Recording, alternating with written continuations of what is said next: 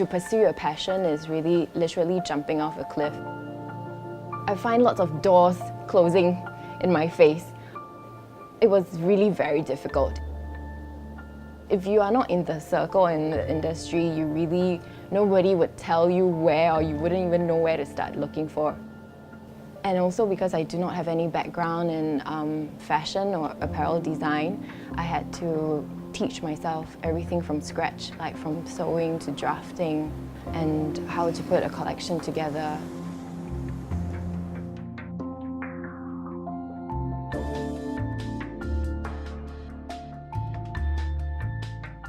A lot of my peers, we all have graphic background, and I keep hearing people say they're so sick of their jobs.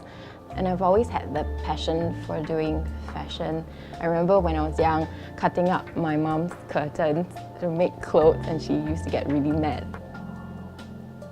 It really was like a time to find another challenge for myself, and graphic was a bit too comfortable, so I decided to take the plunge into something more challenging.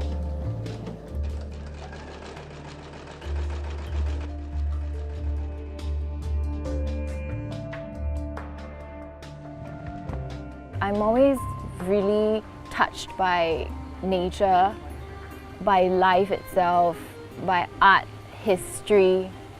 I love going to the museums, going to the library to get my inspiration. Usually with my photo shoots or my campaigns, I try to tell a story.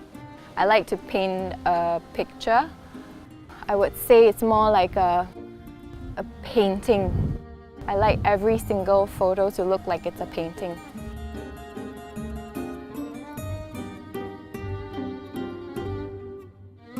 I seem to depict love a lot in my campaigns, and it also ties in with the story about isolation and grief and losing a loved one. I feel that grief doesn't change you, but it reveals you. And it's actually very revealing if you look into my campaign.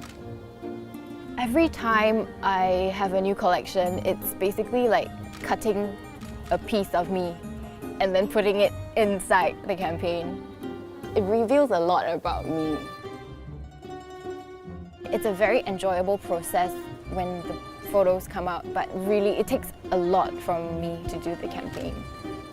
But when people comment that how much they loved my campaign, or they tell me that they saw it, then I really feel that everything was worth it. So I have to go through this process every single time. We have this motto, which is we don't take ourselves too seriously, but we make things seriously. So I think that says a lot about what we do. My stuff is always very basic looking, but when you look closer, you see the details, and that's what a lot of customers reflect to me, that they appreciate the small details. And when they see certain little stuff, they know it's mine. Basically, I'm like my own worst enemy and my own worst critic, and I would say it's tough having to be the business and creative side at the same time. So basically it was a very steep learning curve. I feel the greatest satisfaction is for people to enjoy my work as much as I enjoy making it for them. Basically starting this fashion line sort of helped me find myself, and I see it as a positive thing that lots of other people can identify with. I want people to see themselves in my clothes, and just like how the Wayward son is, the Wayward son left his home and he wandered around. Basically, he had to find his way back home, and that's how I identify myself with him. I mean, I was the Wayward son.